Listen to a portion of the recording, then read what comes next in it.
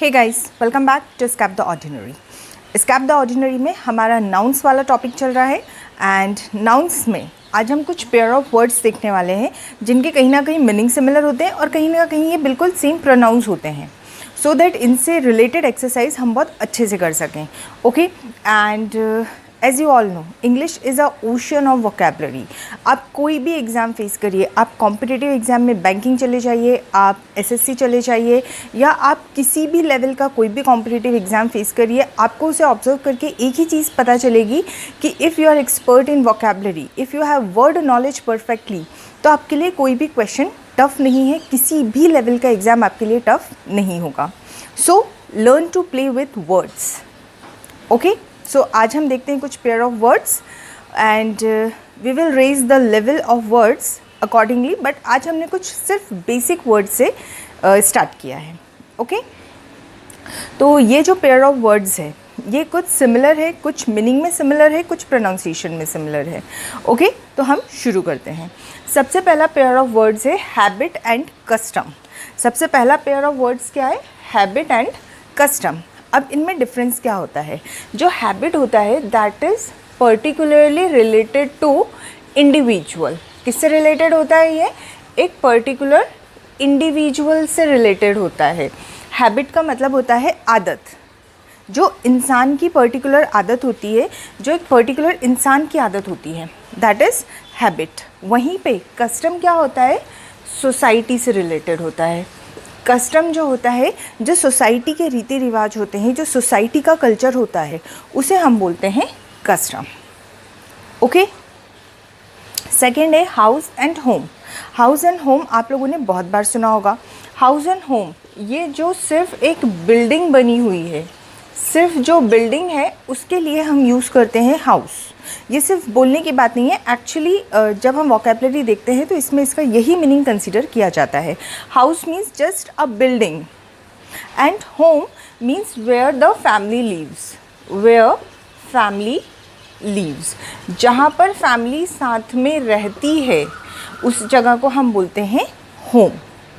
Okay, अब cost और price.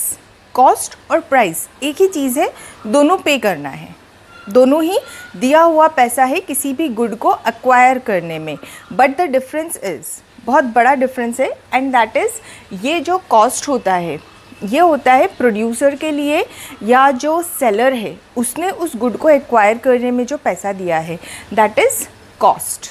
Okay, so it is the amount paid by the producer और the seller. Producer और seller जो पे करता है वो क्या होता है? वो होता है कॉस्ट, जो पैसा वो लगा रहा है। ओके, एंड प्राइस क्या है? Price is paid by customer to acquire the object. जो कस्टमर है या जो कंज्यूमर है वो जो पैसा दे रहा है उस ऑब्जेक्ट को एक्वायर करने में, उसे हम क्या बोलते हैं? उसे हम बोलते हैं प्राइस। क्या होता है वो? Amount paid by customer. Amount paid by customer. ठीक है, अब नेक्स्ट आता है shade and shadow. Shade and shadow दोनों अलग चीज़ें होती है।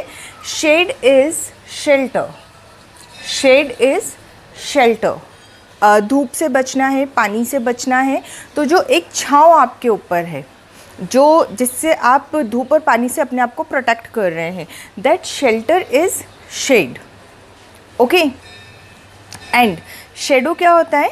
The shade which appear different from the object. वो भी हमारी ही छाया है लेकिन वो ऑब्जेक्ट से अलग चलती है, that is shadow. Getting my point? Shade different from object. जो ऑब्जेक्ट होता है उससे डिफरेंट जो शो होती है, दैट इज़ शेडो। ठीक है, आ गया इतनी बात समझ में? अब नेक्स्ट जो है कस्टमर एंड क्लाइंट।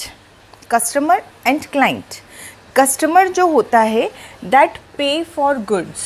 कस्टमर क्या करता है? कस्टमर पे कर रहा है गुड्स के लिए। कस्टमर जो शॉप पे गया, बुक खरीद ली, बुक गुड से, मतलब जो टेंजिबल चीज़ों के लिए पे करता है वो कौन होता है? वो होता है कस्टमर। और जो इनटेंजिबल चीज़ों के लिए, इनटेंजिबल चीज़ें मतलब जो होता है क्लाइंट पे फॉर इट, पे फॉर व्हाट? सर्विसेज। जो आपकी सर्विसेज के लिए आपको पे कर रहा है that is termed as client. ठीक, कस्टमर एंड क्लाइंट। अब ये थे जिनके मीनिंग ऑलमोस्ट सिमिलर होते हैं, बस थोड़ा थोड़ा सा इनमें डिफरेंस था। अब हम बात कर रहे हैं जिनके प्रोनाउंसिएशन एग्जैक्टली सिमिलर है लेकिन इनके मीनिंग्स बहुत डिफरेंट हैं। ओके, अब जैसे हम नाइट की बात करते हैं, नाइट KNIGHT भी नाइट होता है, NIGHT भी नाइट होता है। तो KNIGHT नाइट कौन होता है?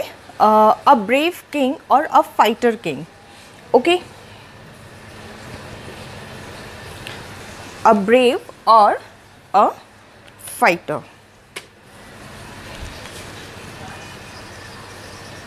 ब्रेव पर्सन मतलब आप ये बोल सकते हैं कि जो राजा होता है उसके पास जो भी ब्रेव होता है, जो उसके लिए फाइट्स करता है, जो लड़ाई करता है, that can be termed as knight. Okay, and night is time of darkness, time of darkness. और दोनों के प्रोनाउंसिएशन एकदम सिमिलर है, नाइट एंड नाइट, लेकिन दोनों के मीनिंग में बहुत सारा डिफरेंस है। फाइन, अब देखिए मैरी एंड मेरी। मैरी ये क्या होता है? Tying the bonds. ये होता है bonding between two person, bonding between persons. दो लोगों के बीच में जो बॉन्ड होता है दैट इज़ मैरी। और MERRY मैरी जो होता है ये होता है हैप्पी। ये क्या होता है? हैप्पी। MERRY मैरी जो हम मैरी क्रिसमस बोलते हैं that is this one merry, not की this one. Okay, next principal and principal. Again बिल्कुल सिमिलर साउंड है, लेकिन ये वाला प्रिंसिपल कौन होता है? Head of institute. ये होता है हेड ऑफ इंस्टीट्यूट। और ये होता है वर्किंग रूल, वर्किंग रूल। ये प्रिंसिपल मतलब सिद्धांत, जो आप फिज़िक्स में पढ़ते हैं, जो आप जनरली साइंस में पढ़ते हैं। और ये प्रिंसिपल मतलब प्राचार्य, जो कि किसी भी इंस्टीट्यूट का हेड होता है, इंस्टीट्यूट को संभालता है। अगेन बिल्कुल सिमिलर साउंड है, लेकिन दोनों के मीनिंग बहुत डिफरेंट है। देन एंड देन, ये वाला जो देन है that is related to time. Now, अभी, देन मतलब तब। एंड ये वाला जो देन है that is related to comparison. इसमें बहुत सारे लोग हमेशा कंफ्यूज होते हैं कि कहाँ पर हमें EN का यूज़ करना है, कहाँ पर हमें AN का यूज़ करना है। तो जो THEN का है तो ये क्या शो करता है? पास्ट टाइम, पास्ट या जो प्रेजेंट के अलावा वाला टाइम है उसको शो करता है। ये शो करता है बेसिकली टाइम, ठीक है। और ये क्या करता है? ये कंपैरिजन करता है।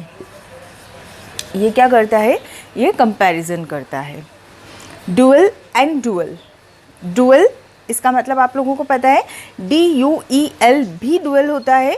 और ये वाला डुअल क्या होता है? ये डुअल होता है having two parts, having two parts. जो जनरली हमारे मोबाइल फ़ोन्स होते हैं, हैविंग टू पार्ट्स मतलब उसमें सिम के 2 स्लॉट होते हैं, 2 पार्ट्स होते हैं, that is dual SIM. Okay, और ये वाला जो डुअल होता है दैट मीन्स फाइट। मतलब दो लोग जब आपस में लड़ाई झगड़े में इन्वॉल्व हो जाते हैं, कॉन्फ्लिक्ट जो होता है that is also termed as dual. Okay, तो ये कुछ बेसिक थे। यहाँ पर एंड नहीं होता है, वोकैबुलरी हमारी कंटिन्यू रहेगी और इसे आपको भी रेगुलर प्रैक्टिस करना है। इससे रिलेटेड कुछ एक्सरसाइजेस मैं आपको डिस्क्रिप्शन में पोस्ट कर दूंगी। Just try to solve that exercise. और वो एक्सरसाइजेस इस तरह से होंगी कि कुछ सेंटेंस में आपको दोनों ब्लैंक दिए होंगे एंड अकॉर्डिंग टू मीनिंग आपको ये सॉर्ट आउट करके देखना है कि कौन से ब्लैंक में हैबिट आएगा और कौन से में कस्टम आएगा। Okay, so these are few pair of words. कल हम और पेयर ऑफ वर्ड्स के साथ में मिलेंगे. Till then keep practicing them. You will get the exercise in description box. Okay, and take good care of yourself and your loved ones as the disease is spreading very dreadfully. Again I am saying stay home, save lives. If something urgent is there, then only go out. Okay, and don't forget to like, share and subscribe Escape the Ordinary. Bye bye.